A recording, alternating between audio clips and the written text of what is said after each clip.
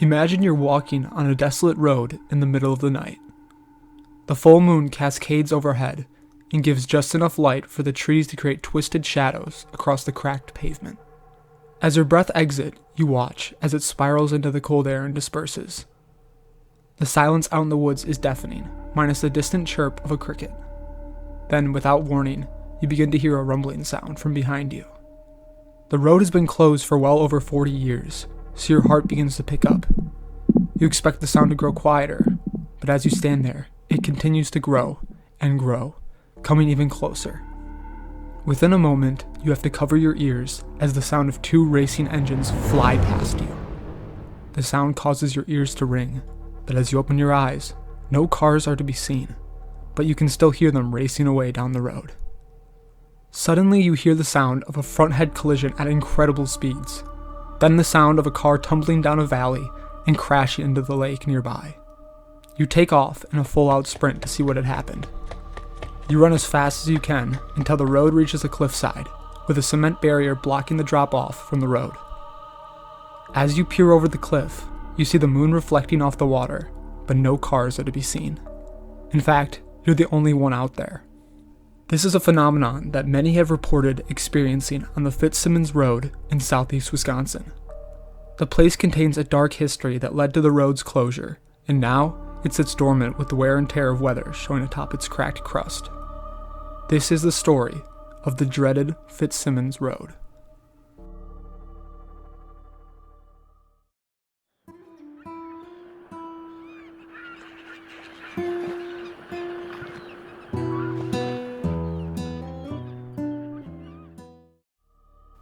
The Fitzsimmons Road began construction in the late 1920s.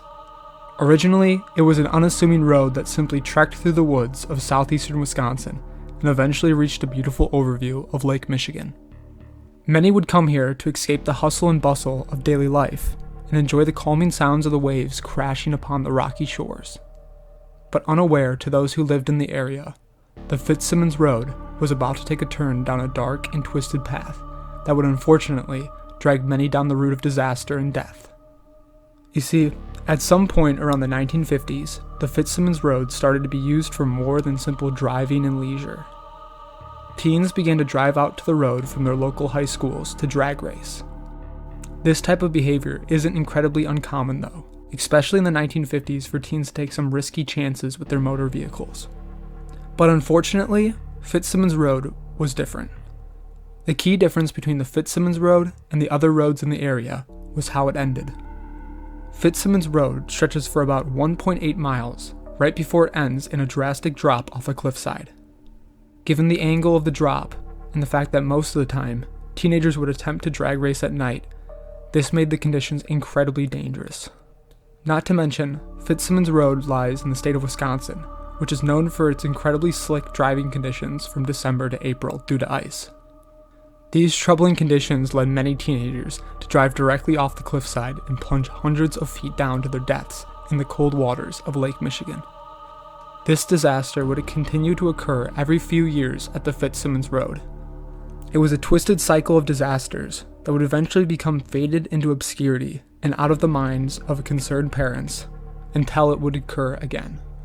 One such event occurred on May 23, 1982.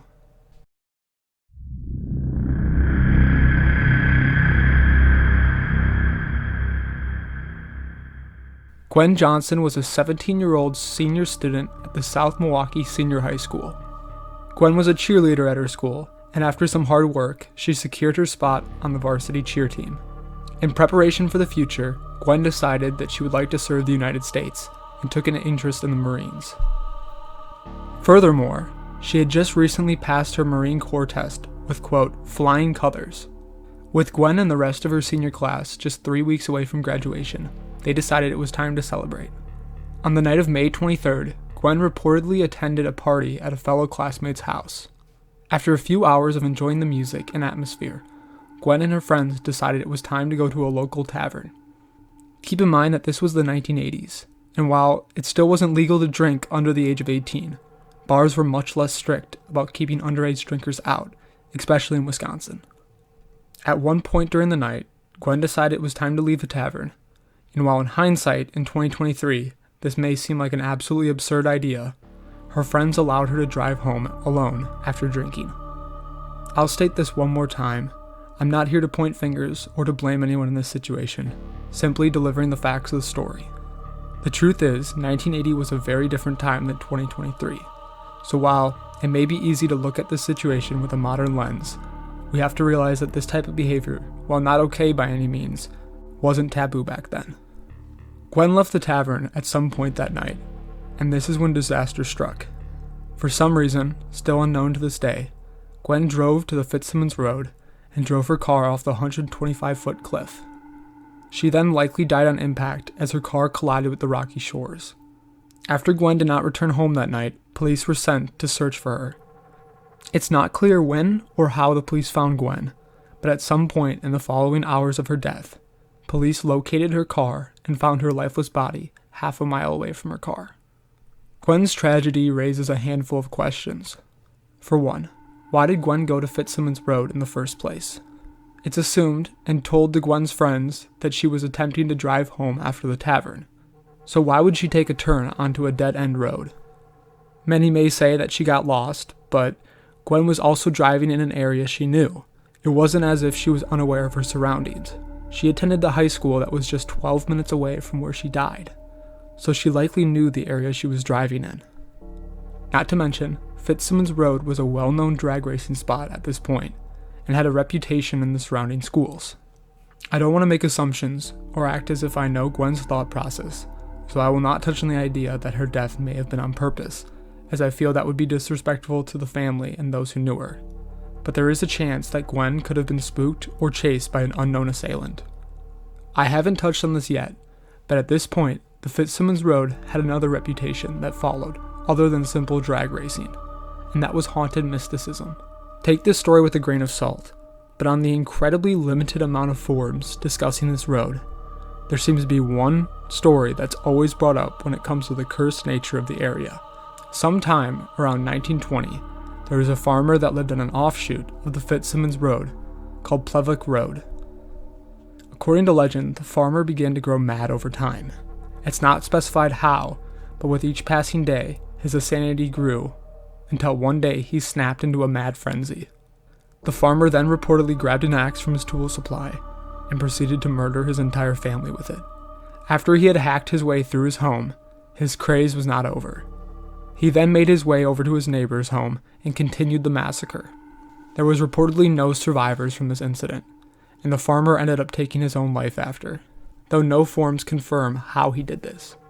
As a result, all of the homes on and near the Fitzsimmons Road were removed.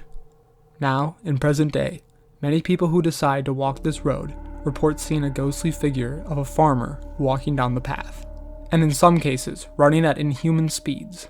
Is it possible that Gwen Johnson encountered some paranormal experience on her way home that spooked her so much she ended up driving at high speeds to escape and eventually off the cliffside? I'm not here to say whether or not I believe it, but it seems to be an interesting thought. It's also entirely possible that Gwen could have been the victim of an attempted kidnapping, and this was her attempt to escape. Either way, we will likely never know for sure what truly happened to her that night. In present day, Fitzsimmons Road remains a ghostly place. At the end of the road, you can find a permanent highway barricade, a result of Gwen's unfortunate demise. The road itself is too overgrown and cracked for any races to take place, but there seems to be a common occurrence among those who decide to explore the abandoned road of an ear-piercing, invisible drag race roaring down the road and eventually crashing down the cliff on the other side. A dark reminder of those who have passed along the Fitzsimmons Road. If you enjoyed this video, please consider subscribing or check out one of my other cursed locations videos. Thank you for watching and have a great day.